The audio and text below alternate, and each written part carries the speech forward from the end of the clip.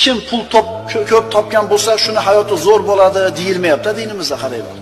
Chunki pul topishni ko'p oz bo'lishligi Alloh taolo peshonasiga yozib qo'ygan rizqqa bog'liq. Alloh yozgan bo'lsa topasiz. Bo'lmasa har qancha yuguring, har qancha yeding, topmaysiz. Shuning uchun oilaviy saodatimiz dinni mahkam ushlashligimizga bog'liq. Oilaviy shaqovatimiz dindan uzoq bo'lishligimizga bog'liq. Chunki puli yo'q bo'lib turib zo'r yashayotgan odamlar bor. Puli ko'p bo'lib turib xor bo'lib yashayotganlar bor. Puli ko'p bo'lib turib zo'r yashayotganlar ham bor, dinni ushlaganligi uchun.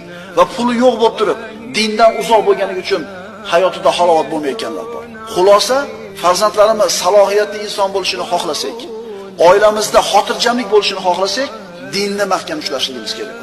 Kim o'zini munkardan tiymasa, mana shu munkarlarni hayotiga bo'layotgan salbiy ta'sirini albatta